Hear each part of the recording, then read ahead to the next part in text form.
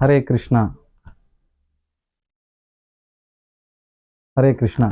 सभी भक्तों को प्रणाम है। तो आज हम लोग नवदीप मायापुर धाम का बारे में सुनने के लिए आए हैं। तो नवदीप मायापुर धाम एक ऐसा चीज़ है, आपको बहुत ही महत्वपूर्ण सारे धाम का फल देते हुए हमारा गौड़ीय वैष्णव संप्रदाय के लिए महत्वपूर्ण धाम है। क्योंकि हम लोग राधा रानी का परम माने क्या बोलते हैं कि गौड़िया बोलने से कृष्ण का भक्ति करने वालों का कृष्ण ही बोलते हैं।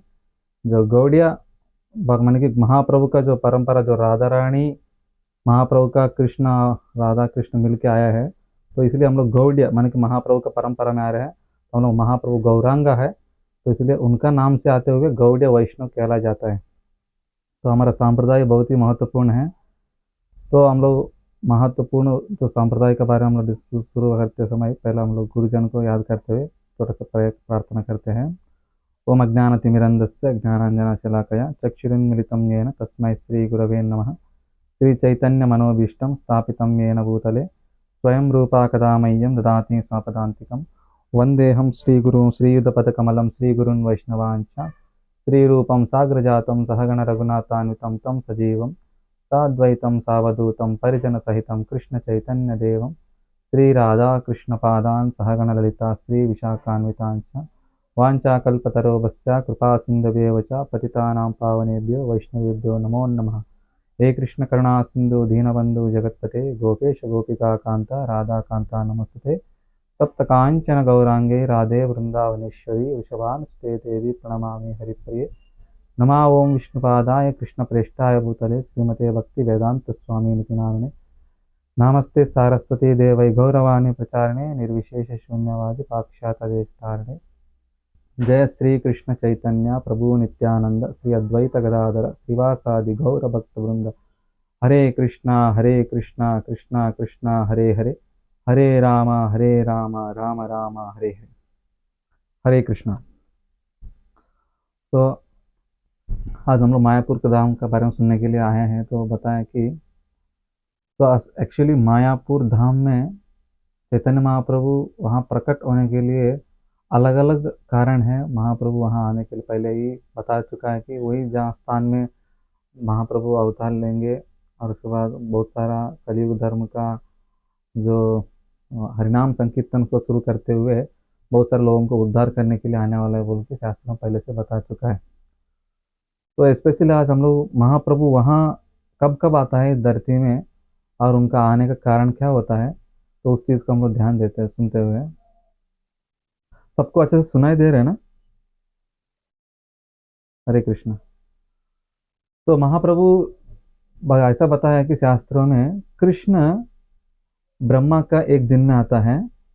वो एक दिन भी ऐसा बताया जाता है कि जो ब्रह्मा का एक दिन में चौथा मनु होता है, वो चौथा मनु में सातवां मनु होता है।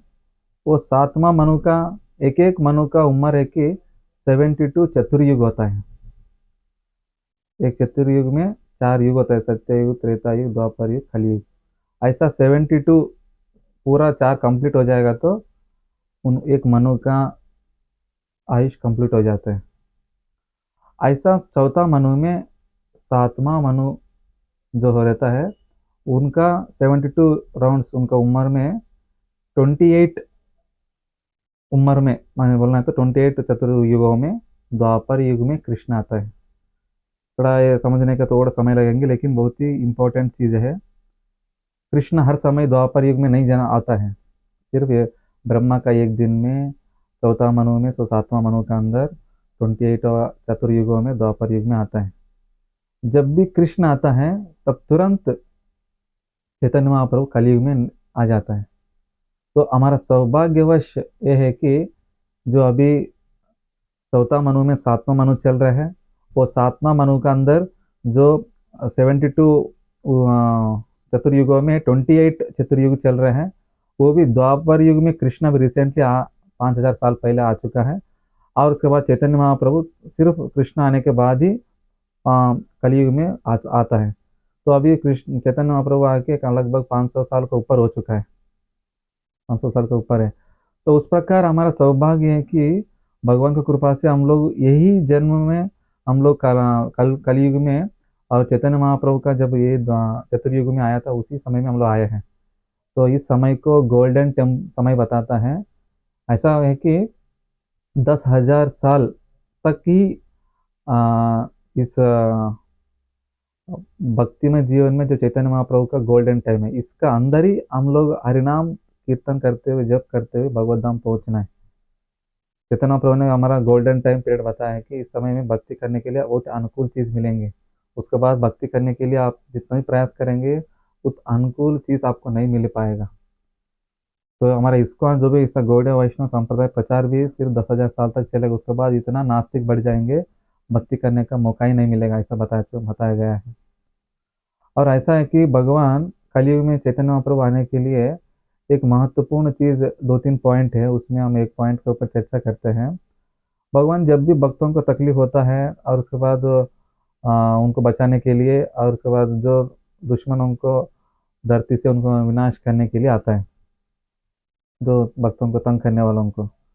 तो उस प्रकार देखेगा तो जब वो भगवान सत्ययुग में जब प्रकट हुआ था, ऐसा है कि अच्छा वाला एक ग्रह में रहता था, जो दुर्गुण मान के बुरा कर्म करने वाला एक अलग ग्रह में रहता था, राक्षस लोग।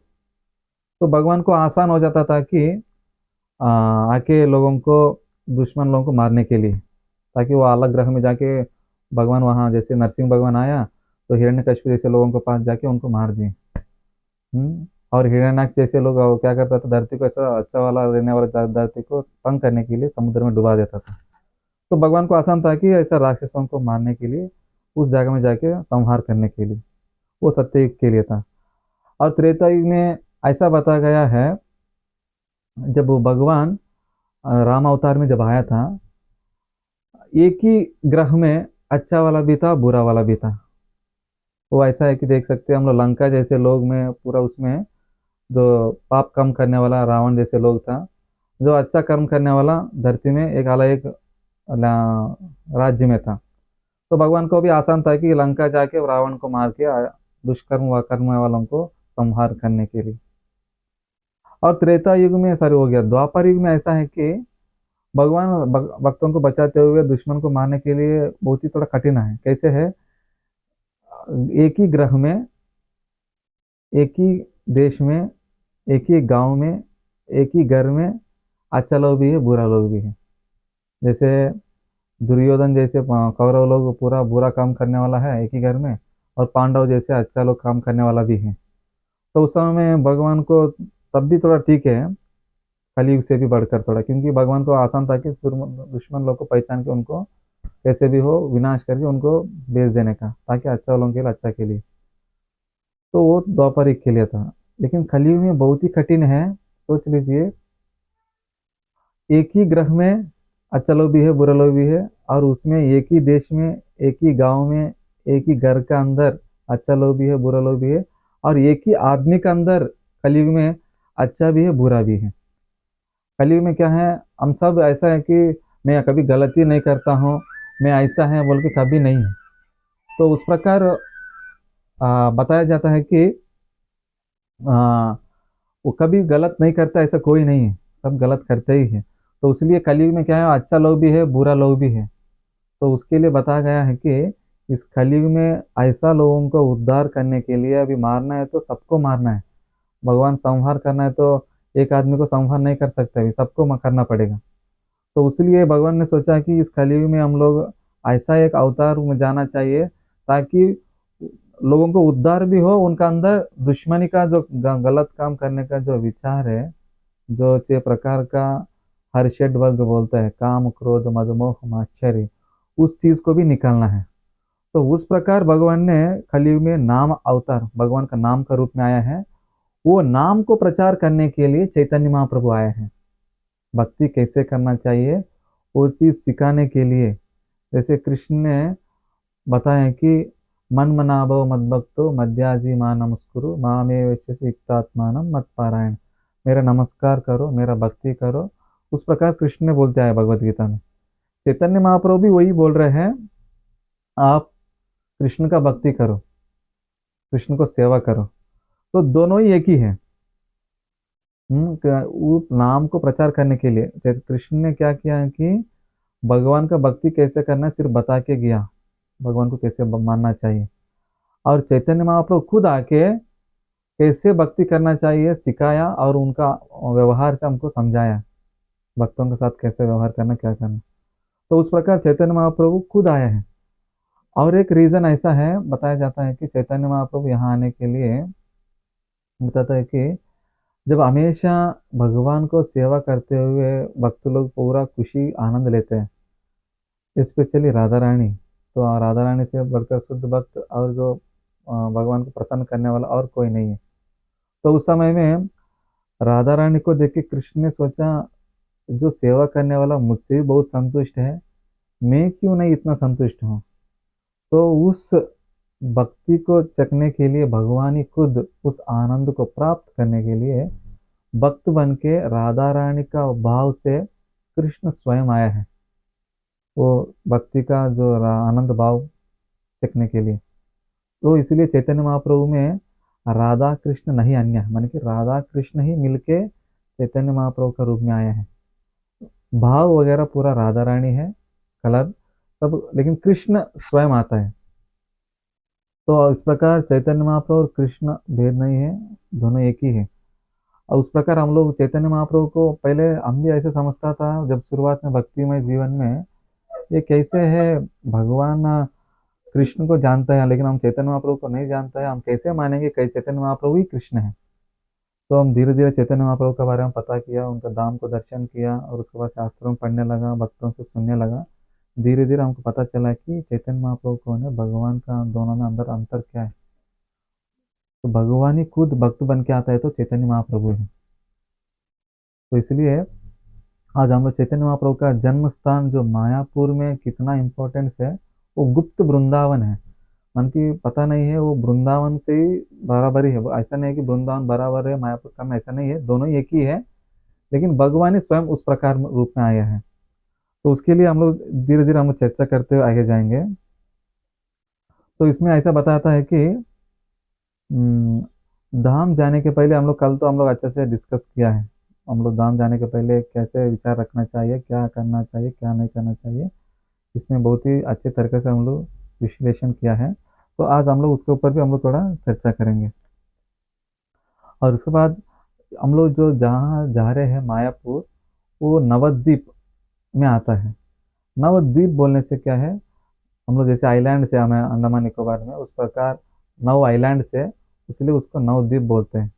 वो नवद्वीप को अलग अलग करते हुए गंगा नदी बहता है, तो अलग अलग द्वीप जैसे बना दिया है। तो वो द्वीपों में भगवान ने, हर जगह में भगवान ने लीला किया है। हर एक लीला स्थान बहुत ही महत्वपूर्ण है, हर एक द्वीप।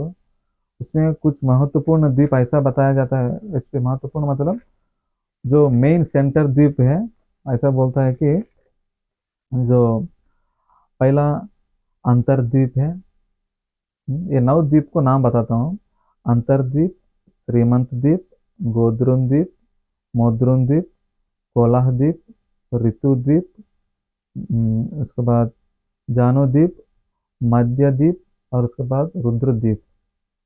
तो उसमें हमको बताया हमारा मायापुर जो धाम है, वो अंतरद्वीप में सेंटर है।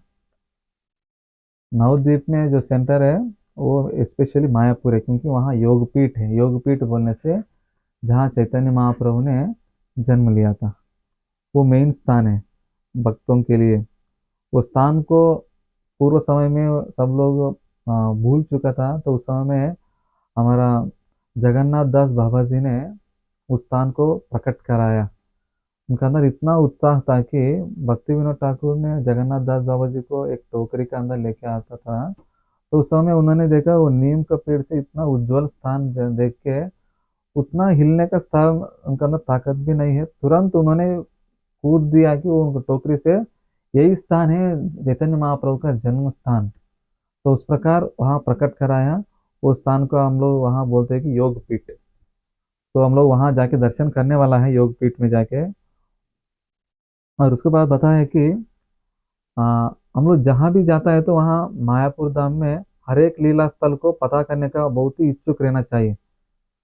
जब तक हमारे अंदर इच्छा नहीं होता है कि भगवान का वहाँ लीला स्थल को समझने का, तो हम लोग वहाँ जाने से भी कुछ फायदा नहीं होता है। तो हमें हमारे अंदर इतना ईगरनेस रहना चाहिए कि मैं कब महाप्रभु का जन्म स्थल देखूंगा, वहाँ लीला का स्थल को कैसे दर्शन कर पाऊंगा, मैं धाम में हर क्या बोलते हैं कि धाम को कैसे सेवा करूंगा, धाम को मैं आपको कल ऐसे भी एक लीला सुना रहा था, धाम में जाने के बाद हर एक वैष्णव से कैसे व्यवहार करना चाहिए, कैसे व्यवहार नहीं करना चाहिए।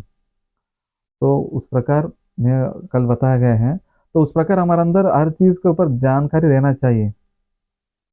स्पेशली कृष्ण का जो धाम को दर्शन करने के लिए हम लोग आंख से दर्शन नहीं कर पाते। आंख से माने कि हमारा चर्म चक्षु से हम लोग भौतिक इंद्रियों से हम लोग भगवान को दर्शन नहीं कर पाते। उनके दर्शन करने के लिए कि श्रवण से कृष्ण कथा जितना आप सुनेगा, उस समय आपको आंख को प्रेम का चक्षु जब लगाएंगे, जैसे हम लोग कुछ भी चीज देखता है तो कुछ कोरोना जैसे सूक्ष्म जीव नहीं दिखता है, तो हम लोग क्या करते हैं, बहुत ही उसके लिए बहुत सूक्ष्म मिरर यूज करके हम लोग उसको दर्शन कर हम देखते हैं।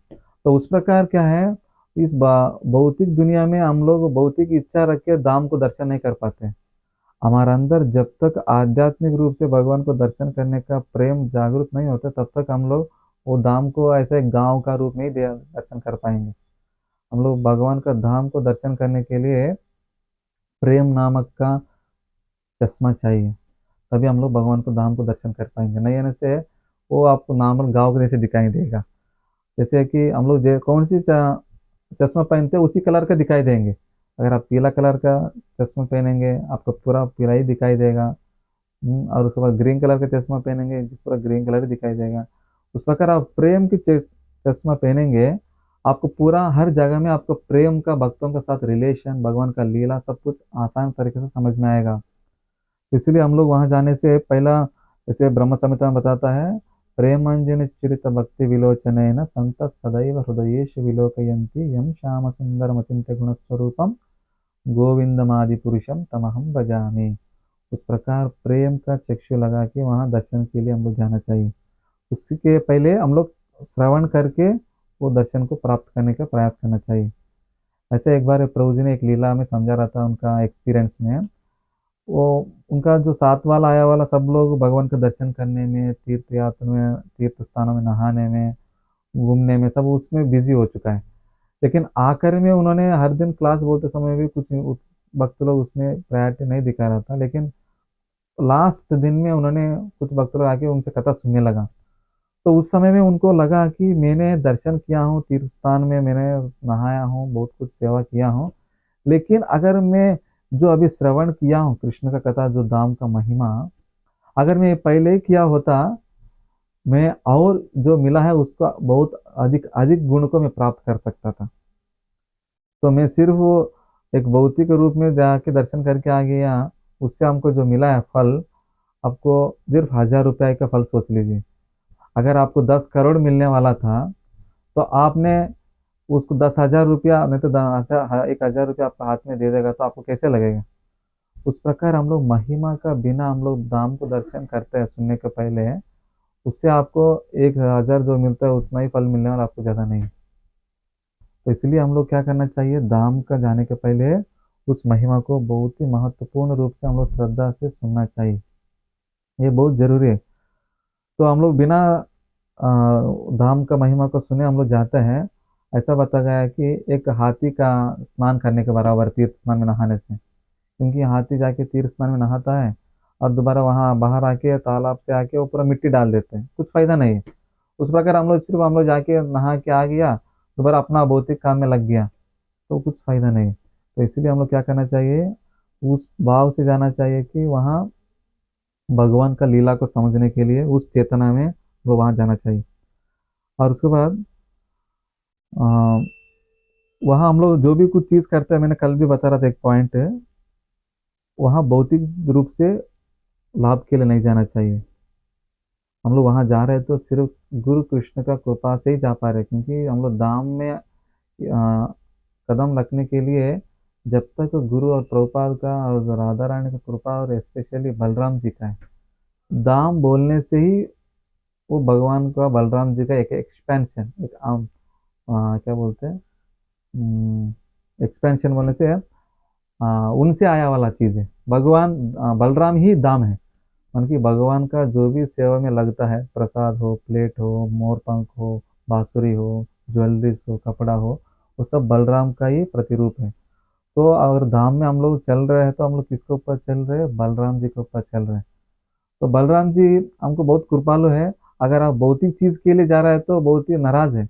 अगर आप भगवान का भक्ति के लिए, भगवान का प्रसन्नता के लिए आप भगवान को दर्शन करने जाता है तो आप भगवान बलराम जी के ऊपर चलने से भगवान बलराम जी कुछ नहीं करेंगे, मीन आपको और कृपा बरसाएंगे।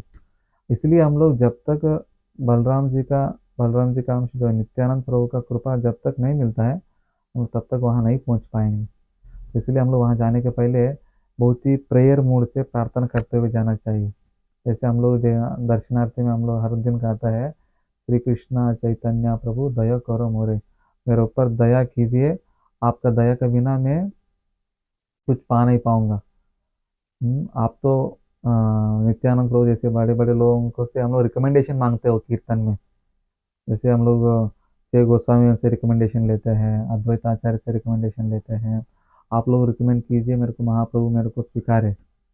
हम्म, और उसके बाद ऐसा एक मंगाता है कि आप पतित पावन है, माने कि मैं तो पूरा पतित हूँ, आपका नाम पतित पावन है, तो इसलिए हमको हमको पावन करना चाहिए। अगर आप मुझे आप मेरे ऊपर कृपा नहीं बरसाते हैं, आप पतित पावन नाम रख के क्या फायदा है? तो उस प्रकार हम लोग बहुत ही प्रेम भाव से उस प्रार्थना करने का प्रयास करना चाहिए। वही हमारे अंदर वो भक्ति को जागृत करने के लिए वो कीर्तन बहुत हमारी मदद करता है। ये बहुत महत्वपूर्ण है। तो उस प्रकार करना चाहिए। और उसके बाद इसमें बताया कि एक बार धाम को दर्शन करने के लिए श्रील प्रभुपाद जी ने उनके शिष्यों को लेके आया था। तो उस समय कुछ भक्त लोग पूछा कि प्रभुपाद, मैं ऐसा क्या पुण्य काम किया है, तो मैंने पिछला जन्म में कुछ भक्ति किया है क्या, मेरे को अभी धाम का दर्शन करने के लिए मौका मिला है, मैं भगवान का नाम जप कर रहा हूँ, भक्तों का संग में प्रसाद लेते हुए कृष्ण कथा सुन पा रहा हूँ, मैं क्या ऐसा सेवा किया हूँ? तो उस समय प्रभुपाद जी ने बताता है कि नहीं, आपने कुछ नहीं किया है, ये भगवान का कृपा है और मैं आपको कृपा बांट रहा हूँ। तो उस प्रकार प्रभुपाद जी का कृपा से हम लोग जा पा रहे हैं, क्योंकि हमको धाम क्या है कुछ पता नहीं है। लेकिन धाम को जाने के लिए हमारे अंदर उत्साह रहना चाहिए। मैं कब दर्शन करूंगा, मैं वहाँ हर लीला को कैसे मैं हमेशा मन में स्थापित करूंगा। अब वहाँ लीला स्थल को दर्शन करके, वहाँ कृष्ण कथा को श्रवण करके, वो वृंदावन हो, मायापुर हो, जगन्नाथपुरी हो, उन धाम को जहाँ हम लोग रह रहे उस स्थान तक लेके आना है, उनका वो मेमोरीज से उस स्थान को हम लोग यहाँ लेके आके आए, हमारा आध्यात्मिक जीवन को यहाँ धाम बनाना है। हम लोग जहाँ रहते हैं वहाँ, वो बहुत महत्वपूर्ण है। इसलिए प्रभुपाद जी धाम में, हम लोग हर एक धाम में भी ज़्यादा दिन रुकना भी हमारे लिए सही नहीं है, क्योंकि हम लोग भौतिक जीवन में ज़्यादा हम लोग समय बिताता है तो हमको वहाँ जाके अपराध करने के ज़्यादा मौका रहता है। तो हम लोग वहाँ अपराध ना करने के लिए बताया गया है कि कम से कम 3 दिन बहुत है धाम में रहना। उससे ज़्यादा रहेगा तो हम लोग धीरे धीरे सोचेंगे ये भी एक गांव जैसे है, ये भी सामान्य इंसान है, बड़े बड़े साधुओं को भी ये भी मेरे जैसे भक्त है। उस प्रकार हम लोग हर चीज़ में त्रुटियां ढूंढना शुरू करेंगे। तो इसलिए हम लोग धाम में ज़्यादा हम लोग शुद्ध भक्त में प्रेम स्थाई में पहुंचेगा वो अलग बात है, लेकिन तब तक के लिए हम लोग एक साधक भक्त होते हुए ज़्यादा दिन ना रुकते हुए हम लोग अपना जीवन गुरु का परमिशन से 3 दिन 4 दिन रुक के हम लोग आ जाना चाहिए। तो प्रभुपाद जी जब भी कोई शिष्य अगर जाके वृंदावन में रुकने के लिए ठहरता है तो प्रभुपाद जी मना करता था, नहीं नहीं, आप दर्शन करना चाहिए, चले जाते रहना चाहिए, आपका सेवा वही है, आपका वृंदावन वही है, जहाँ हम लोग रहता है वही वृंदावन बनाना चाहिए हमारे लिए। गुरु ये अगर ये स्थान दिया है तो यही स्थान हमारे लिए वृंदावन है, यही जगन्नाथपुर है, यही मायापुर है। उस प्रकार जैसे जहाँ भी हमारा मंदिर में गौरनिताई है, यही हमारे लिए मायापुर है। तो उस प्रकार विचार रखना चाहिए हमारे अंदर, ये हमारे लिए बहुत जरूरी है। तो इसलिए हम लोग जब भी जाता है तो उस विचार हमारे अंदर रहना चाहिए, लेकिन उत्साह रहना चाहिए। मैं कब महाप्रभु का कृपा वो चल रहे, महाप्रभु ने हरिनाम का आ, भार लेके आया है मायापुर में, जिस स्थान में हमारा कलयुग का धर्म शुरू हुआ है। वो भाड़ सिर्फ पहले वो बंगाल को डुबाया है, अभी तो पूरा देश को डुबा रहा है और उसके साथ साथ अभी पूरा प्रपंच पूरा ब्रह्मांड को डुबा रहा है हरिनाम से। हमारा अभी महाप्रभु का जो संकीर्तन उद्यम है, क्या बोलते हैं, उद्यम है, वो आपको इतना फैल रहा है, आप कंट्रोल नहीं कर पा रहे इस पहाड़ को। जो भौतिक रोगी नास्तिकवादी लोग, वो चाहता है कि इसको बंद करें, कंट्रोल करें। इसको कोई कंट्रोल इसको कभी बंद नहीं कर सकते। चैतन्य महाप्रभु बताते हैं कि गांव गांव में, बस्ती बस्ती में, घर घर तक पहुंच जाएगा। तो उसको पहुंचाने के लिए हमारा जो प्रभुपाद जी आए हैं और उसके बाद उनके शिष्यगण आए हैं, तो वो सेवा हमारे लिए भी दिया है। तो हमारा भी फर्ज बनता है कि वो नाम का, चैतन्य महाप्रभु का वाक्य को हम लोग घर घर तक पहुंचाने का। इसलिए बहुत जरूरी है कि हम लोग उस स्थान को हम लोग जाके दर्शन करते हुए उनका कृतज्ञता भाव दिखाना है, वहां जाके सेवा करना है। भगवान, मैं कहाँ अंडमान में रहता हूँ, मुझे आप यहाँ आने के लिए मेरे को सेवा करने का मौका दिया है। क्योंकि जब तक वहाँ आने के लिए, मैंने कल भी बता रहा था, वहाँ हम लोग जाने के लिए हम लोग प्लान करेंगे, लेकिन जाने तक हमारे अंदर गारंटी नहीं है कि हम लोग जा पाएंगे। कहीं ना कहीं समस्या से हम लोग, कहीं ना कहीं से हम लोग रोकने का रुकावट हो जाता है, जब तक वहाँ वो राधा रानी और जो महाप्रभु का कृपा नहीं मिलता है। स्पेशली चैतन्य महाप्रभु को समझने के बाद ही आपको आसान तरीका से राधा कृष्ण के बारे में समझ पाएंगे। क्योंकि राधा कृष्ण का समझना मतलब है कि ऊंचा स्थान है। तो हम लोग, चैतन्य महाप्रभु ने वो कृष्ण प्रेम को बहुत ही आसान तरीके से धरती में लेके आया। जैसे बताता है कि गोलोकेरा प्रेम धन हरिनाम संकीर्तन, इस हरिनाम संकीर्तन ही गोलोक का प्रेम है। तो इस हरिनाम संकीर्तन को चैतन्य महाप्रभु के द्वारा ही, उनका थ्रू से हमको राधा कृष्ण मिलने वाला है, तब हम लोग उनको समझने वाला है। तो इसलिए हम लोग हर दिन ऐसा कीर्तन करते हुए, प्रार्थना करते हुए उनका मेडिटेट करना चाहिए कि मैं ऐसा स्थान में जाने वाला हूँ, वो स्थान देवताओं को भी बहुत मुश्किल है। वो लोग भी धरती में जन्म लेके मायापुर दर्शन करने आना चाहता है, उतना महत्वपूर्ण स्थान है वो। हम्म, और उसके बाद, यस, और एक पॉइंट था कि हम लोग जैसे वहां जाने के लिए, एक दीनहीन में किसी योग्यता नहीं है मेरे अंदर उस स्थान जाने के लिए, लेकिन भगवान ने मेरे को कृपा कर रहे हैं।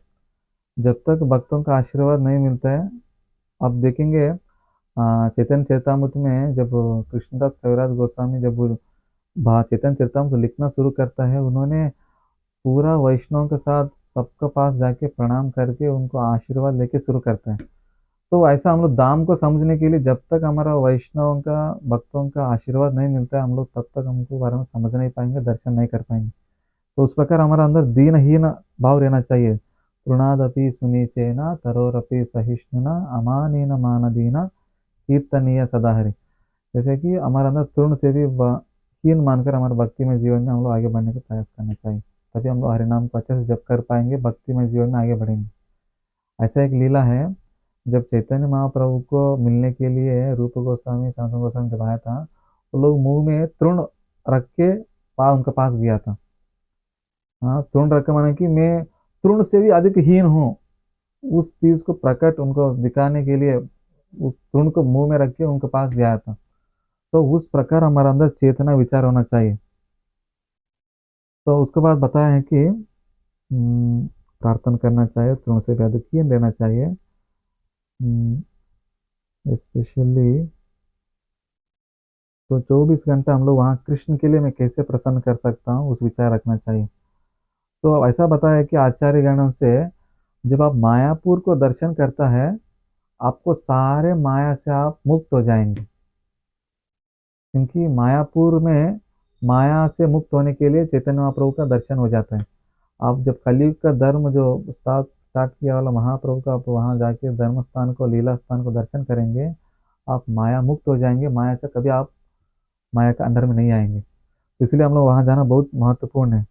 ऐसा है कि जन्म मृत्यु से बाहर बाहर आ जाएगा वो चक्कर से, जो मायापुर का दर्शन करता है। सिर्फ दर्शन करना मतलब ये नहीं है, वहां जाके कृष्ण कथा में लीन होना, उन लीलों के साथ महाप्रभु ने जो शिक्षा दिया है हमारे लिए, स्पेशली जो शिक्षाष्टकम है, वो महत्वपूर्ण है। आप जहाँ भी जाता है, हमारे लिए कोई भगवान के सामने खड़ा होकर प्रार्थना करना हमारे लिए नहीं आ रहा है, तो सिर्फ शिक्षाष्टकम गा के वो प्रार्थना कर सकते भगवान से।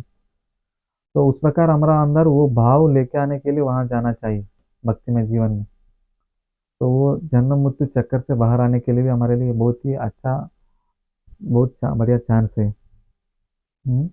और उसके बाद हमारा हाथ में है, जैसे मैं कल पॉइंट बता रहा था कि जहाँ भी धाम में हो भगवान निवास करता है, लेकिन वहाँ कृष्ण भी रहता है, कृष्ण का शक्ति भी रहता है। ये कृष्ण का शक्ति माया भी रहता है। तो आप माया का चरणों के पास जाना है, नहीं तो कृष्ण का चरणों के पास जाना है, वो आपका चॉइस है। तो उस प्रकार चैतन्य महाप्रभु का पास दर्शन करने के लिए चॉइस हमारे लिए है। लेकिन हमारा अंदर वो भाव जब तक नहीं आएंगे, हम दर्शन करने के लिए जा रहे हैं, भगवान को समझने के लिए, सेवा करने के लिए, आप भगवान को बिल्कुल हम लोग उनको दर्शन नहीं कर पाएंगे, एक ऐसे एक मूर्ति के रूप में दर्शन कर पाएंगे। ये बहुत महत्वपूर्ण है। हम्म। आप जो भी कुछ सेवा कर रहे हो, भक्ति कर रहे हो, जप कर रहे हो, कृष्ण कथा सुन रहे हो, आप ये सोचना चाहिए मैं कृष्ण का प्रसन्नता के लिए ये चीज कर रहा हूँ। मेरे लिए तकलीफ है, बहुत देर नीचे बैठना है, मुश्किल है, क्योंकि वहां जाता है तो हमको सब हर जगह में चेयर नहीं रहेंगे, टेबल नहीं रहेंगे, बैठने की हर चीज है। तो सुविधा का हिसाब से हम एडजस्ट होना है, वो कृष्ण का प्रसन्नता के लिए, ये हमारे लिए तपस्या है। हम्म। और उसके बाद बताया है कि जो मैंने नवद्वीप के बारे में बताया, वो नवद्वीप में आ, नवद्वीप बोल के एक गांव है, उसमें अंतरद्वीप सेंटर है। वो अंतरद्वीप में मायापुर एक सेंटर है। वो मायापुर में एक सेंटर है योगपीठ, माने कि चैतन्य महाप्रभु जहाँ जन्म स्थान होता है। वो ऐसा बताया कि जो मायापुर में है, अभी भी लीला चलता है। ये नहीं कि भगवान ने 500 साल का पहले था उस समय लीला कर रहा था। भगवान ने हरिनाम संकीर्तन उस समय स्टार्ट किया है, लेकिन अभी भी वहाँ अलग अलग एक शुद्ध भक्तों के साथ भगवान ने लीला करता है। लेकिन हम लोग उस स्थान को, उस भक्तों को हम लोग देखने के लिए हमारे अंदर योग्यता उतना पाया नहीं है, इसलिए हम लोग उनको समझ नहीं पाते हैं। वो सिर्फ ऐसा भक्त लोग समझ पाएंगे, बता रहे हैं कि भगवद गीता में सततम कीर्तयन्तो माम यथान्त दृढ़वतः नमस्सन्तच्च माम भक्त्या नित्य युक्त उपासते। जो सततम कीर्तन करता है, वो भक्ति में जो दृढ़ है, वही लोग भगवान को बहुत अच्छे से समझ पाएंगे, वही लोग भगवान को अच्छे से दर्शन कर पाएंगे। तो इसलिए हम लोग उस स्थान तक पहुंचेगा तो हम लोग ऐसा भक्तों का संग मिलेगा हमारे लिए। हम लोग वहां जा रहे हैं तो शुद्ध भक्तों का संग हमको हर दिन, यहाँ हम लोग भक्त लोग मिलेंगे, हम लोग भी एक दिन शुद्ध भक्त बनने के लिए प्रयास कर रहे हैं। लेकिन वहाँ धाम में आपको ऐसा ऐसा भक्तों के बारे में सुनने के लिए मिलेगा, ऐसा भक्तों का समाधि दर्शन कर सकते हैं शुद्ध भक्तों का। और साथ साथ ऐसा है भक्तों का शिष्य है, शुद्ध भक्त भक्ति कर रहे, प्रचार कर रहे, उनको दर्शन होगा, उनसे कथा सुनने का मौका मिलता है। तो आपको जितना समय है उतना समय आप भक्तों का संग में रहते समय वहाँ बहुत ही उसको फायदा उठाना चाहिए। तो उसके लिए आप वहाँ जाना बहुत जरूरी है। हम्म। और उसके बाद बताता है कि नवद्वीप धाम में, जो मायापुर में, आपको सारा देवताओं का स्थान और तीर्थ स्थान, वैकुंठ स्थान, माने कि जो भी अलग अलग धाम है, वो सब मायापुर में है। ये बहुत ही, मैंने जब सुना था उसमें बहुत शॉक हो गया। ये कैसे है धाम है। उसके बाद आप जाएगा तो वहाँ अलग अलग नरसिंह भगवान का एक सत्ययुग का समय का एक विग्रह मूर्ति है। अलग अलग नदी का नाम बताया जाता है, लेकिन अभी वो तालाब के रूप में अभी सिर्फ दिखता है। लेकिन वो पहले समय में कलयुग बढ़ते बढ़ते वो ऐसा घटते जा रहे हैं। तो उस प्रकार अलग अलग चीज वहाँ पुरातन समय में जो अलग अलग धामों में, अलग अलग ब्रह्मांड में जो भी विस्तार रूप में तीर्थ स्थान है, वो सब मायापुर में ही है। तो आपको वहां जाने के लिए इतना उत्साह होना चाहिए ना। अब मैं जब 2016 में मंदिर में जुड़ा था तिरुपति में, तो मैं 6 महीने के अंदर मेरे को पूरा मायापुर के बारे में बता रहा था। वहाँ गौर निताई बोलने से मैं सोच रहा था कि कोई एक स्त्री का नाम है गौर निताई, और ऐसे सोच रहा था कि ये एक ही का आदमी का नाम है। और वो मेरे को पता बहुत ही उत्सुक लग रहा था कि वो ऐसे धाम को दर्शन करना है। वो बहुत ही नाचता है, वो बहुत ही अलग अलग देश के वो लोग आके वहाँ जय सच्चिनंदन गौर हरि उस प्रकार भगवान को गुणगान करता है, और गंगा तट का अंदर है। मैं बहुत ही इतना इंटरेस्ट आया कि मैं किसी को बिना बोल के सिर्फ मंदिर में परमिशन लेके मैं निकल गया अकेला। वो भी मैं थोड़ा कहीं घर जाता हूँ बोल के अकेला ही चले गया था। लेकिन ऐसा अकेले जाना सही नहीं है। उसके बाद मैंने भक्तों का से सुनते सुनते समझ में आया। तो ऐसा है कि वहां जाने के लिए इतना उत्सुक होना चाहिए। वहां मैं ऐसा गया कि मेरे को बहुत तकलीफ था, उस समय मेरे पास लक्ष्मी भी नहीं था। मैं कॉलेज उस समय कंप्लीट हो चुका था, जॉब करना भी मैं शुरू नहीं किया था, तो घर वाला भी भक्ति नहीं कर रहा था। मैं भक्ति करने के लिए शुरू कर रहा था, उस समय बहुत ही मुश्किल में था। तो उस समय में भगवान का कृपा से जैसे मेरे को लग रहा था कि आज मैं वो उस चीज़ को एक्सपीरियंस याद करते समय, जैसे हमारा रिसेंटली हमारा मंदिर में सौरभ दत्ता जो दिगलीपुर का जो भक्त है, उन्होंने भी आ, वृंदावन चले गया था कि किसी को बिना बोल के। तो मैंने तो कम से कम वहाँ इन्फॉर्मेशन दिया था कि हम जा रहा हूँ ऐसा प्रचार आई मीन दर्शन करने के लिए। तो उस प्रकार जब वहाँ जाने के लिए मेरे को ट्रेन क्या पकड़ना है और किसी के बारे में कुछ जानता ही नहीं है, और एक दूसरे को पूछ पूछ के मेरे को लगा कि आ, अभी तो हम लोग कहीं भी जाते हैं तो बहुत ही बुकिंग करके एसी रूम हो, नहीं तो अच्छा वहाँ का क्या बोलते स्लीपर में जाते हैं, लेकिन मैं उस समय हर चीज़ में हम लोग जनरल में जाते थे। तो उतना टाइट था, मैं जब गया था मायापुर को, मैं वो एक्सपीरियंस को आज मैं याद कर रहा था कि मायापुर के बारे में जो क्लास बोलने के लिए प्रिपरेशन में वो पूरा आज मेरे को याद आ रहा था कि मैं पहली बार कैसे गया कि जाके दर्शन किया था। जो हमारा मायापुर जाना मतलब है कि हमारा आध्यात्मिक जीवन को आगे बढ़ने के लिए बहुत ही उत्साह से भक्ति में जीवन के लिए हम लोग क्या बोलते हैं हमारा अंदर इच्छा है। और मायापुर धाम को जाना मतलब है कि हमारा भक्ति में आगे बढ़ने के लिए हमारे अंदर इच्छा जागृत होता है, तभी हम लोग वहाँ जाने का सोचता है। तब तक हम लोग वहाँ जाए ना जा नहीं पाएंगे। वो बहुत महत्वपूर्ण है ऐसा उस विचार से जाने का प्रयास करना। और उसके बाद बता रहा था कि महाप्रभु ने रिसेंटली आया है 500 साल का पहले। हम्म, और बता रहा था कि महाप्रभु ने सारा द्वीपों में लीला किया है। और महाप्रभु ने ऐसा बताया है कि नवद्वीप धाम का महिमा में मायापुर में 16 नदी है, लेकिन आज का समय में हमें हमको दिख नहीं पा रहा है। उनका महिमा में ऐसा बताया है कि सारा जो भी इंडिया में जो नदी है, गंगा हो, यमुना हो, गोदावरी हो, कावेरी हो, कृष्णा हो, हाँ सरस्वती है, भोगवती है, तो नर्मदा है, तो उस प्रकार सारा नदियाँ वहाँ था बोल रहे हैं। तो हम लोग वहाँ उस चीज अभी भी है, लेकिन हम लोग उसको दर्शन नहीं कर पाते हैं। उस महिमा में है मतलब है कि वो पहले समय में भी था अभी भी है, लेकिन हम लोग उसको दर्शन करने के लिए प्रेमांजन चरण उनके प्रेम का चक्षु चाहिए हमारे लिए। ऐसा एक बहुत ही महत्वपूर्ण एक लीला है। लीला मतलब है कि ये कैसे मायापुर धाम प्रकट हुआ है इस धरती में, उसके लिए बताया गया है कि जब हमेशा कृष्ण को राधा रानी मिलने के लिए जाता था, जब राधा रानी मिलने के पहले कृष्ण किसी ना किसी और एक गोपी के साथ रहता था, वो पूरा राधा रानी को पूरा तंग करता था, मान कि पूरा उनको वो एक लीला है भगवान के साथ ऐसा उनका डिस्टर्ब करना उनको। तो उस प्रकार राधा रानी सोचा मैं इस बार जब कृष्ण को मिलूंगा, जब कृष्ण ही मेरे पास आना चाहिए, उस प्रकार में एक लीला आई मीन एक लीला करना चाहिए बोल के। तो क्या करता है, तो कृष्ण को आकर्षित करने के लिए राधा रानी खुद एक बार बांसुरी बजाता है। वो बांसुरी बजाने के लिए ऐसा एक स्थान क्रिएट करता है कि वो मायापुर नवद्वीप धाम मायापुर धाम को बनाता है। तो वहाँ बांसुरी बजाते समय में कृष्ण स्वयं वहाँ आ जाता है। तो वहाँ आके वो कृष्ण स्वयं, राधा और कृष्ण दोनों एक ही है, अलग नहीं है। तो उस समय कृष्ण बताता है कि देखिए मैं आपसे नाराज नहीं है, मैं आपको उसे असंतुष्ट कर दिया हूँ, मैं आपसे कभी दूर नहीं जाऊंगा, मैं अभी से आपके पास इधर ही रहूंगा। तो उस प्रकार वरदान देता है। तो वो चीज ये सारे लीला शिव जी पार्वती को सुना रहे एक शास्त्र में, तो नाम याद नहीं रहा था, मैं आपको कल बताएंगे। तो उस प्रकार क्या है कि शिव जी ये पूरा स्टोरी मायापुर धाम कैसे बना है पार्वती को सुना रहे हैं। और उसके बाद जो भगवान समझा रहे हैं कि ये धाम को दर्शन करने से क्या फल मिलने वाला है। तो भगवान ये बोल रहे हैं कि इस धाम को एक वृंदावनी एक न्यू वृंदावन, एक गुप्त वृंदावन है, सबको समझ नहीं पाते ये। और उसके बाद भगवान ने बताया कि ये नवद्वीप गंगा से अलग अलग 16 नदी से अलग अलग डिवाइड हो रहा है, इसलिए ये नवद्वीप बोल के भगवान ने नाम दिया है। जो मायापुर और ये नवद्वीप भगवान कृष्ण राधा रानी दोनों मिलके ये बनाया है।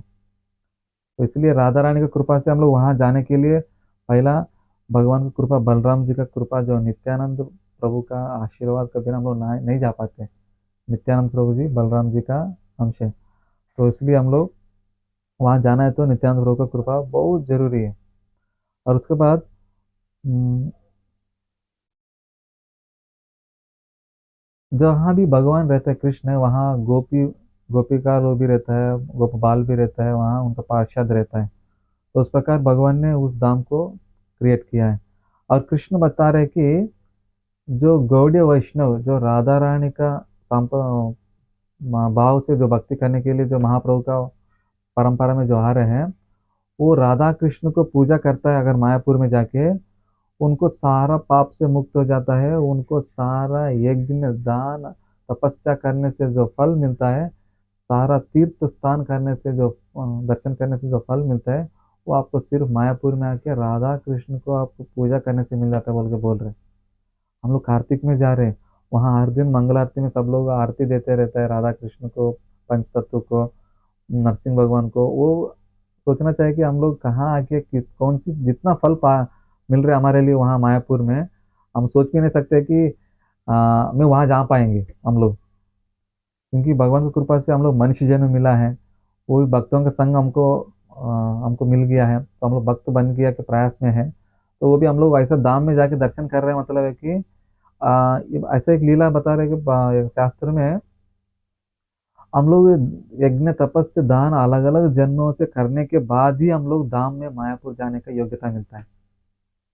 हम लोग भगवान भगवान को धाम को दर्शन कर रहे हैं, इसका अर्थ है कि हम लोग अलग अलग जन्मों में हम लोग बहुत प्रयास करके इस बार हम लोग को मौका मिला है इस समय में हम लोग भगवान को दर्शन करने के लिए। तो इस बहुत महत्वपूर्ण चीज़ है हमारे लिए वहाँ जाने का, भगवान ने कृपा किया है तो। और उसके बाद आ, जो ऐसा है कि जब रावण जैसे बताता है कि जब कृष्ण, सॉरी, एक लीला में है, ऐसा बताता है कि जैसे रावण क्या चाहता है, सीता मैया को चाहता है।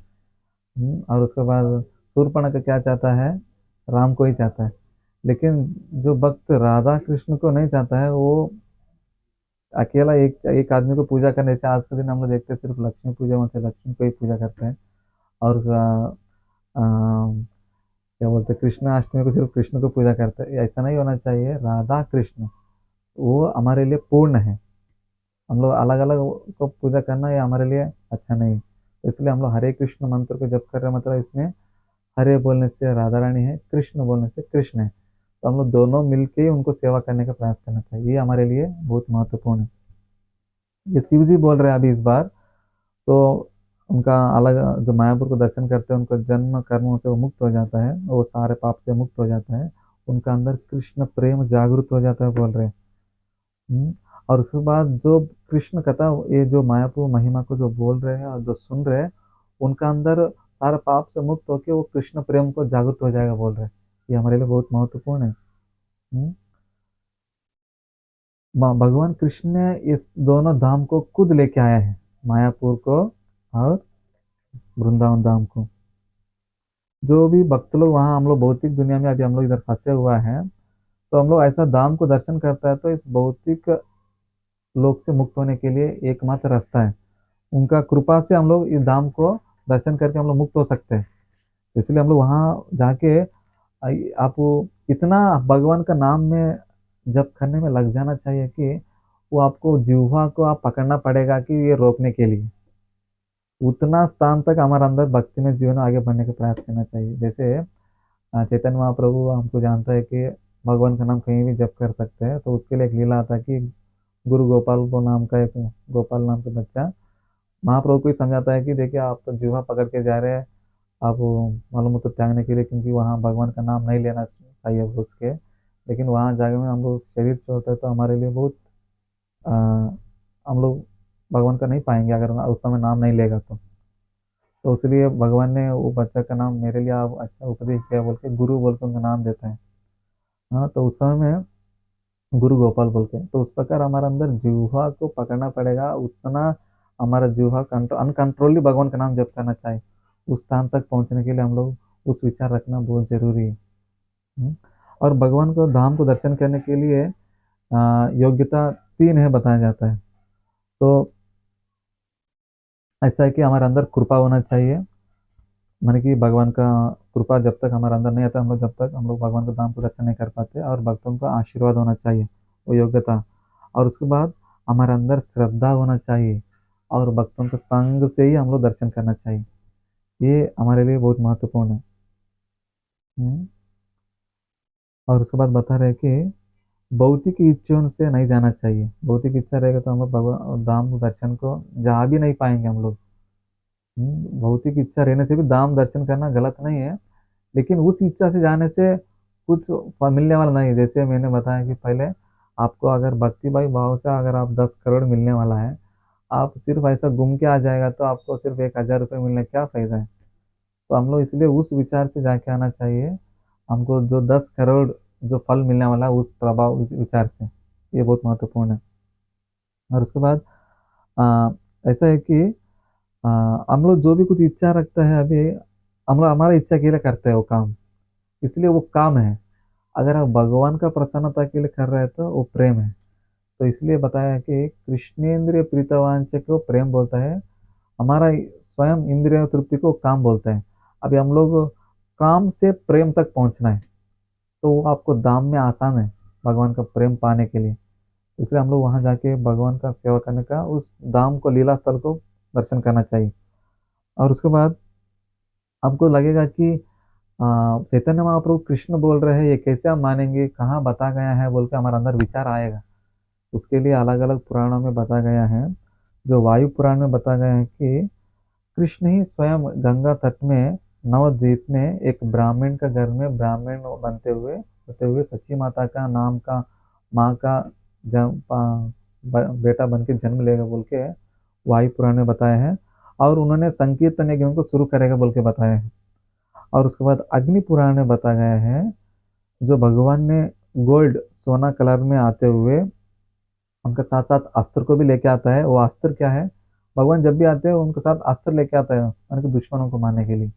लेकिन इस बार भगवान ने ये अस्त्र लिया है क्योंकि मारना है तो सबको मारना है, कलयुग में सब लोग दोष है। तो इसलिए भगवान ने करताल भगवान का नाम का रूप में आया है, वो हमारे लिए हमारे हृदय में रहने वाला दुश्मन को मारने के लिए। तो करताल मृदंग ही भगवान का इस कलयुग में अस्त्र है।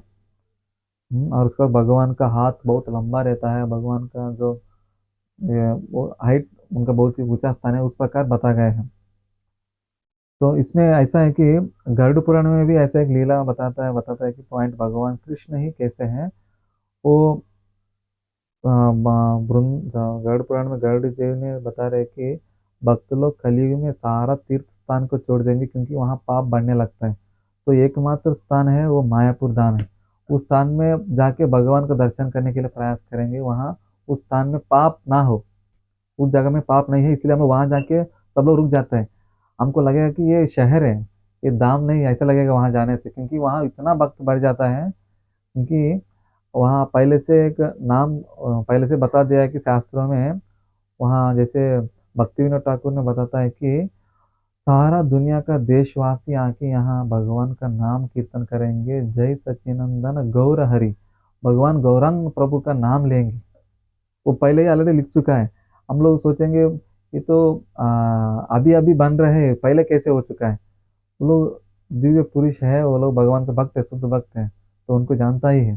जैसे प्रभुपाद जी ने आगे जाके एक सेनाधिपति भक्त बन के दुनिया को पूरा हरिनाम संकीर्तन को प्रचार करेगा बोल के पहले से ही महाप्रभु ने बोल के गया है, लिखा हुआ है।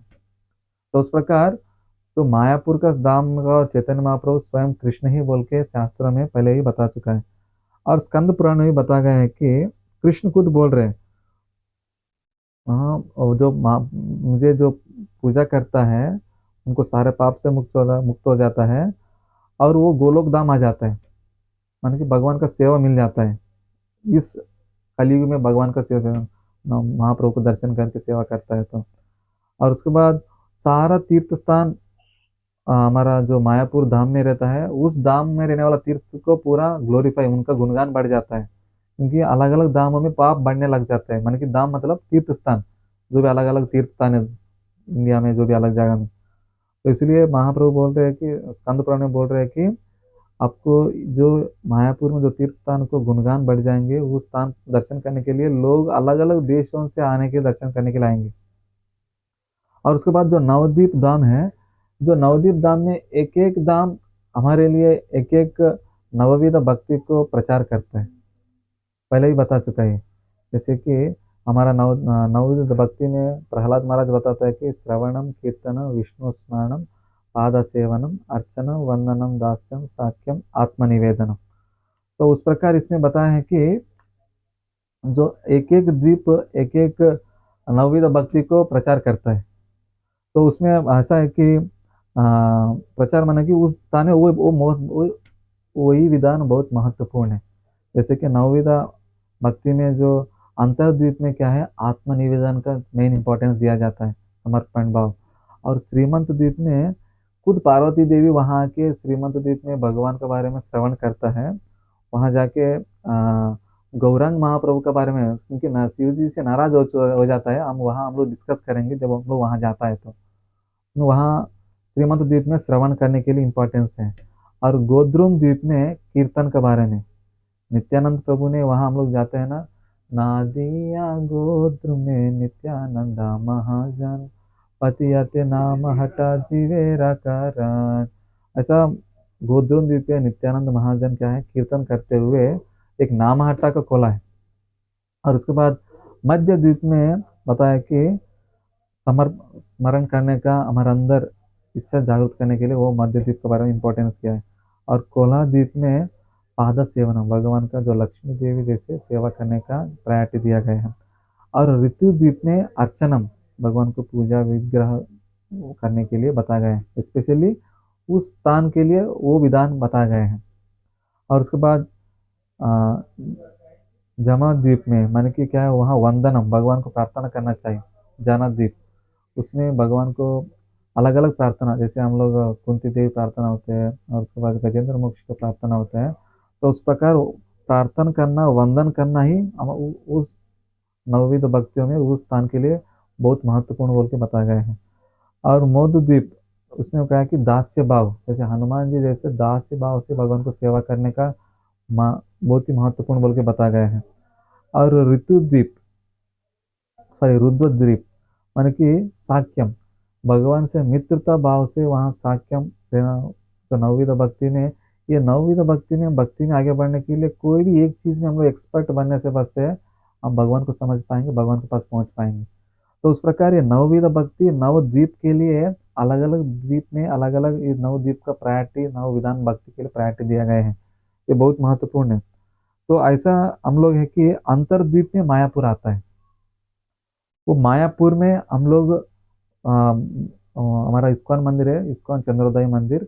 हम लोग मंदिर का जो राधा माधव का मंदिर में ही रहते हैं हम लोग। तो ऐसा है कि मंदिर का हमको एक 5-2 मिनट में हम लोग पहुंच पाएंगे। तो हमारा सौभाग्य है कि नवद्वीप में अंतरद्वीप सेंटर बताया गया है, और अंतरद्वीप में भी सेंटर मायापुर है, और मायापुर में भी सेंटर योगपीठ है।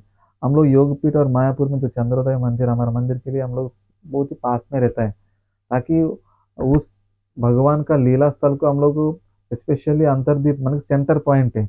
हम लोग हर चीज में हम लोग अपने को सेंटर रखने चाहते हैं, उससे हमारा भौतिक दुनिया में फंस जाते हैं।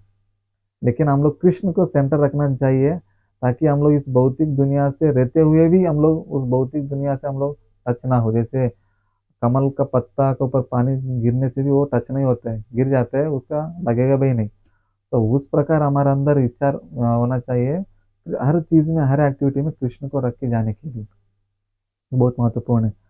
तो उस प्रकार बताया गया है कि जो 7 प्रकार का धाम है, जो तीर्थ स्थान है, सब अलग अलग तीर्थ जो भी है, जैसे स्पेशली मेन बताया गया है कि हरिद्वार, कांची, द्वारका, मथुरा, काशी, अवंती, अयोध्या, ये सारा धाम भी इसी में आ जाता है, मायापुर धाम में। तो उस प्रकार आप कोई भी किसी को भी बोल सकते हैं कि मैंने मायापुर दर्शन किया, मतलब है कि सारे धाम को दर्शन करके आ गया है। तो ये आपको अलग अलग धाम में जाके द्वारका जाना है, मथुरा जाना है, हाँ, उसके बाद बद्रीनाथ जाना है, रामेश्वरम जाना है, आपको कहीं भी जाने का समय भी नहीं मिलता, तो सिर्फ मायापुर दर्शन करने से काफी है, सारे दर्शन धाम को दर्शन करने का फल मिल जाता है। ये हमारे लिए बहुत ही महत्वपूर्ण चीज है। हम लोग ऐसा धाम को दर्शन करने जा रहे हैं, वो आपको कम कष्ट से आपको बहुत फल मिलने वाला है। ये आपको बहुत ही हमारे लिए भगवान ने किया वाला एक कृपा है। और उसके बाद बता है कि वहाँ हर एक चतुर्युग में, जैसे सत्ययुग है, त्रेता युग है, द्वापर युग है, कलयुग है, वो सारा युग वो मायापुर से संबंधित जुड़ा हुआ है। ऐसा बताया जाता है कि सत्ययुग में जब नरसिंह भगवान ने अवतार लिया था, तो वहां आके उन्होंने हाथ धोया था, जब वो हिरण्यकशिपु को मारने के बाद, जब वो मायापुर में जाके, वो भी नरसिंह पल्ली मान की भगवान का पल्ली मान की रहने वाला स्थान है वो। बगल में देवता पल्ली है, देवताओं का रहने वाला स्थान है, भगवान जहाँ रहते हैं वहाँ देवता लोग भी रहता ही है। तो उस प्रकार सत्ययुग के लिए है। और त्रेता युग में जब भगवान राम अवतार में था, वहाँ मोद्रुन द्वीप में आके वहाँ वनवास में वहाँ ठहरा था बोल के बताया गया है। और द्वापर युग में कृष्ण स्वयं वहाँ आया था। बता रहे कि कोला द्वीप में समुद्र सेना नाम राजा को मिलने के लिए, राजा को उनका भक्त को दर्शन देने के लिए भगवान वहां आया था बोल के बताया गया है। और कलयुग में तो हमको जानता ही है, भगवान कृष्ण स्वयं चैतन्य महाप्रभु बन के वहाँ प्रकट हुआ है। तो भगवान का चैतन्य महाप्रभु का नाम पहले निमाई था। निमाई बोलने से उन्होंने नीम पेड़ के नीचे जन्म लिया है बोल के एक निमाई है। और उसके बाद सच्ची माता ने ऐसा सोचा था कि जो भी उनके जन्म ले रहे सब मरते जा रहे हैं, तो अभी जो जन्म लेने वाला नहीं मरना चाहिए, ताकि यमदूतों को खड़वा लगना चाहिए, तो हम लोग उनका निमाई नाम रखेंगे बोल के, इसलिए निमाई रखा है बोल के एक बार बताया जाता है। और उसके बाद भगवान का नाम उनका और एक नाम विश्वम्बर है, मन की विश्व को धारण करने वाला है, और विश्व को हरिनाम से डुबाने वाला है भगवान का नाम से। और उसके बाद बताता है कि उसके बाद भगवान को चैतन्य महाप्रभु ने जब संन्यास दीक्षा लेने के बाद उनका चैतन्य बोल के नाम मिला है। और हम लोग सोच सकते हैं, और शास्त्र में और कहाँ बताया गया है, और भागवत में भी बताया गया है कि कृष्ण वर्णम तुषा कृष्णम सांग पांगास्त्र पार्षदम, भगवान ने इस कलयुग में सोना कलर में आने वाला है, उनको पार्षद उनको मित्रों को लेके आने वाला है। और साथ साथ अस्त्र मान कि भगवान हर समय में अस्त्र लेके आता है, वो करताल मृदंग है भगवान का नाम के साथ। तो हर चीज में, हर जो भी हम लोग अवतार कहीं भी हो, कोई भी भगवान का नाम बोल रहे हो, कोई भगवान बोल रहे हैं, तो उनका बारे में पहले से ही शास्त्रों में बताना चाहिए, तभी उनको हम लोग भगवान मानना चाहिए। ये नहीं है कि वो कुछ सिद्धि दिखा रहे हैं उनको भगवान मानना, उस प्रकार नहीं होता है। हमारे अंदर जब तक भगवान के बारे में, भक्तों के बारे में सुनने के लिए इच्छा नहीं है, तो हम लोग आध्यात्मिक भौतिक चीज में हम लोग फंसे हुए हैं। भौतिक चीज में इच्छा है, इसलिए हमको आध्यात्मिक जीवन के ऊपर इच्छा नहीं आ रहे। जैसे भगवान गीता में बताता है कि रसो हम अपसु कौन्तेय, माने कि परम दुष्टा निवर्तिते, अगर आप जब आपको आध्यात्मिक रुचि मिल जाएगा तो भौतिक रुचि कम हो जाएगा। हमारा हमारा अंदर अभी क्लास सुनने के लिए भी आध्यात्मिक रुचि नहीं आ रहा है, इसका मतलब है कि हम लोग भौतिक इच्छा हमारे अंदर ज्यादा है। यही इसके लिए सिम्टम है, बताया जाता है इसमें। तो उस प्रकार भगवान ने चातुर्युगों में 4 मासों में भी आया है। ऐसा है कि मायापुर धाम में आया, हम लोग सिर्फ सोने से भी काफी है, दंडवत प्रणाम करने का फल मिल जाता है बोल रहे हैं। और उसके बाद हर एक पग ना पाँव आगे जाता है, तो हर एक पग में हमको परिक्रम करने का फल मिल जाता है। और चैतन्य महाप्रभु कभी अपराध देखता ही नहीं है।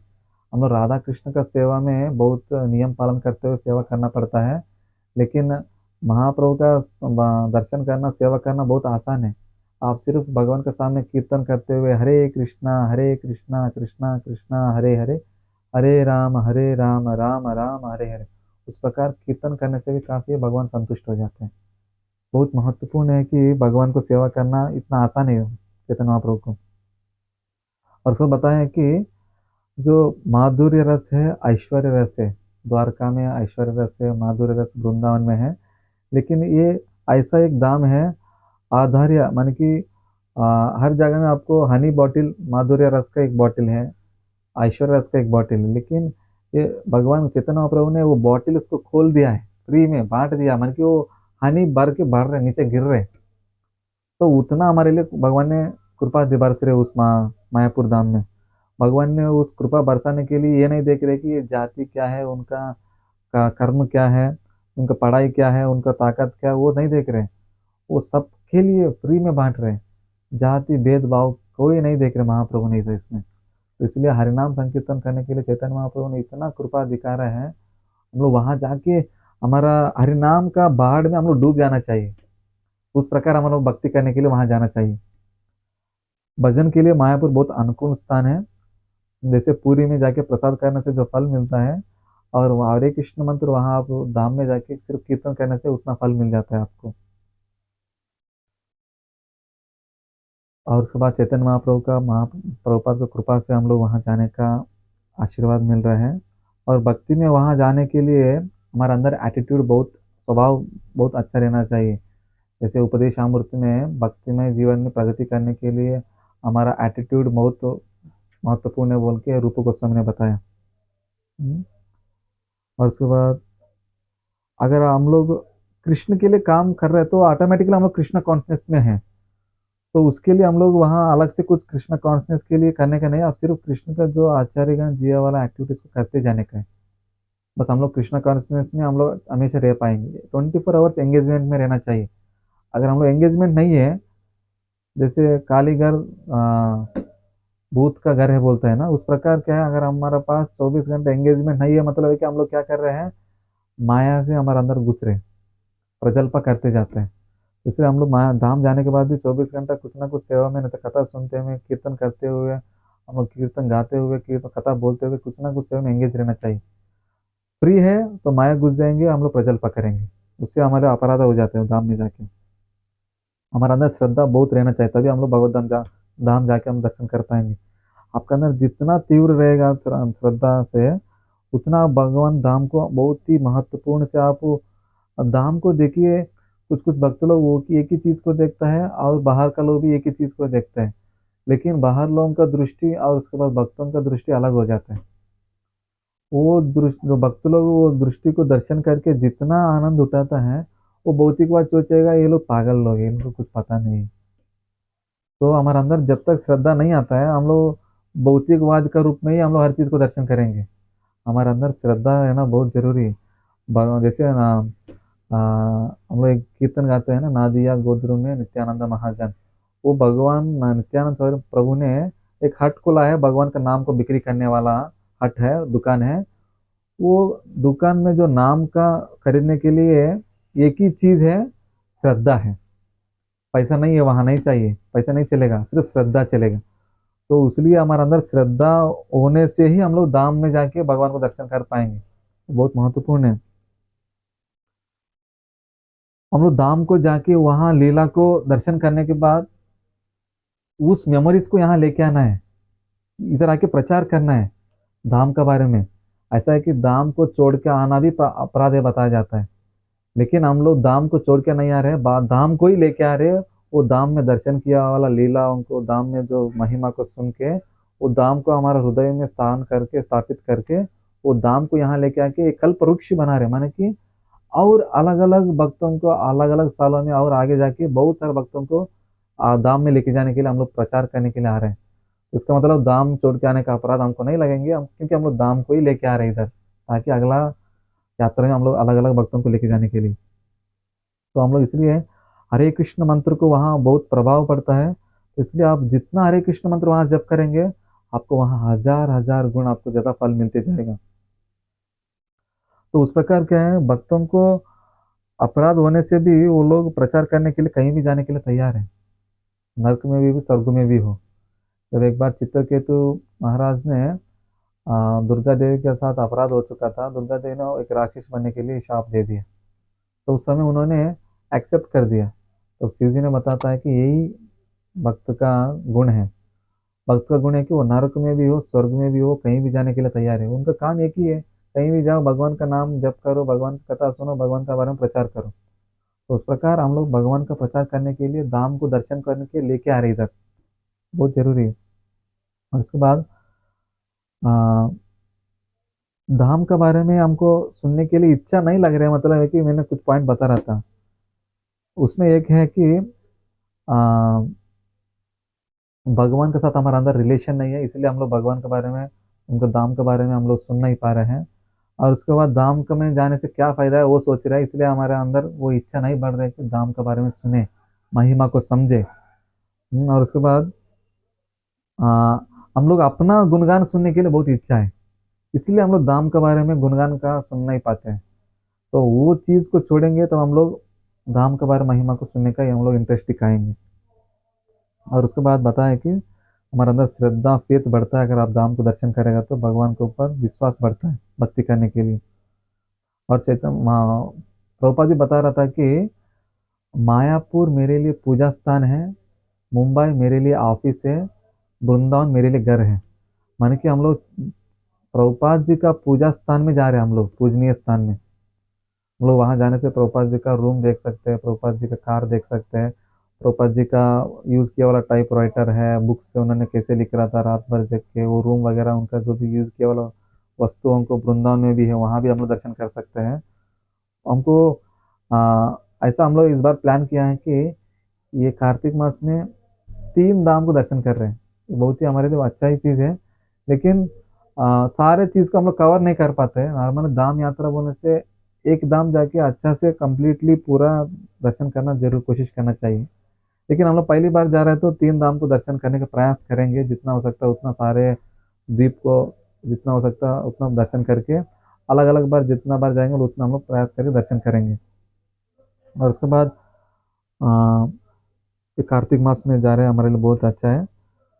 और कोशिश करना चाहिए कि हम लोग वहाँ जाके जितना हो सकता है उतना 4 नियम पालन करते हुए 16 माला जप करते हुए हर दिन भक्तों को सेवा करना, भगवान को दर्शन करना और कृष्ण कथा सुनना है। ये हमारे लिए बहुत जरूरी है। हम लोग जितना वहाँ जाके मॉर्निंग प्रोग्राम अटेंड करता है उतना हमारा चेतना बहुत अच्छा रहता है। हम लोग मॉर्निंग प्रोग्राम अटेंड नहीं किया है तो उस दिन भर हमारा चेतना पूरा ठीक ठाक नहीं रहता है। तो इसलिए हम लोग वहाँ जाके भगवान को दर्शन करने के लिए बहुत प्रयास करना चाहिए, वो मॉर्निंग प्रोग्राम करते हुए। आप सोच सकते हैं कि मैं क्यों धाम में आके भगवान को दर्शन करना हूँ, भगवान तो हर जगह में रहता है। लेकिन ऐसा बताया है कि मैंने एक बार एक प्रश्न पूछा था, क्यों मंदिर बनाना है, भगवान तो हर जगह में रहता है। तो उस समय एक प्रभु जी ने ऐसा समझा है कि सिग्नल तो हर जगह में रहता है, तो क्यों टीवी में ही हमको पिक्चर दिखाई देता है। तो सिग्नल तो चैनल का सिग्नल हर जगह में रहता ही है। तो वो सिग्नल को हम लोग देखने के लिए, कनेक्ट होने के लिए एक टीवी चाहिए। तो हम लोग उस समय आपको देख पाएंगे, उस चैनल्स को है उसको हम रिलेट कर पाएंगे। तो उस प्रकार भगवान हर जगह में रहता है, उनका लीला स्थान को दर्शन करने के लिए हम लोग उनसे संबंध बढ़ाने के लिए वहाँ जाना जरूरी है। भगवान तो हर जगह में रहता ही है, लेकिन धाम में खुद वो स्वयं निवास करता है। तो उस प्रकार मेरे को बहुत अच्छा लगा वो पॉइंट। तो इसलिए हम लोग भगवान बोल रहे हैं कि जन्म कर्मे चमे दिव्यम एवं यो वेति तत्वतः तत्वा देह पुनर्जन्म नैति मामेति सो अर्जुन। तो भगवान बोल रहे हैं कि भगवत गीता में, जो मेरा लीला स्थल को देखते हुए मेरा कर्म के बारे में समझते हुए भक्ति करता है वो दोबारा इस भौतिक दुनिया में नहीं आएगा, आध्यात्मिक लोग पहुंच जाएगा। तो इसलिए हम लोग भगवान का लीला स्थल को समझने के लिए, भक्ति करने के लिए, वहां दर्शन करने के लिए जा रहे हैं। हमारे लिए महाप्रभु ने बहुत कृपा दिया है। हम लोग इतना दिन से प्लान कर रहे हैं, हम लोग जुड़ते जा रहे हैं, बढ़ते जा रहे हैं, अब टिकट भी हो चुका है। लेकिन टिकट होने से ही हमारा फाइनल नहीं है। हम लोग वहां जाने तक भगवान की कृपा हमारा ऊपर बरसना चाहिए, तभी हम लोग वहां जा पाएंगे। और उसके बाद अलग से कभी नहीं जाना चाहिए धाम को। मैंने जब पहली बार गया था, बाद में मेरे को बहुत भक्त लोग डांटा कि अकेला नहीं जाना चाहिए वहाँ।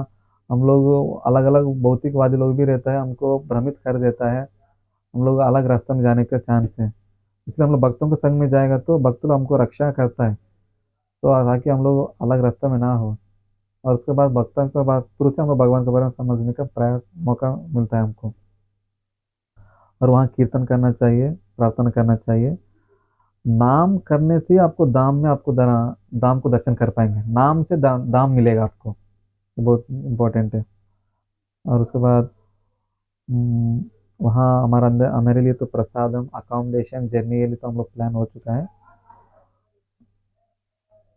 तो स्पेशली एक पॉइंट है कि हम लोग धाम में जा रहे हैं तो हाँ समस्या भी हो सकता है, कुछ भी समस्या हो रहा है तो एक मुझे बताने का प्रयास कीजिए।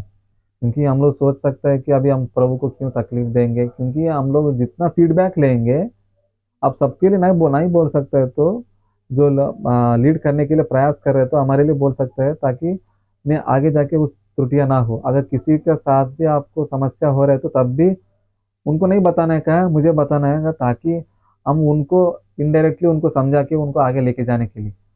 अगर कोई त्रुटि कर रहे हैं तो उनको हम लोग नहीं बताएंगे, तो वो कभी और त्रुटि और दूसरों के साथ करेगा और भक्ति से वो दूर हो जाएगा। तो इसलिए एक विनती है कि अगर आपको कोई समस्या हो रही है, कहीं भी आपको जाने में हो, आपको कहीं वहाँ जाने के बाद कुछ भी समस्या हो रहा है तो बताइए।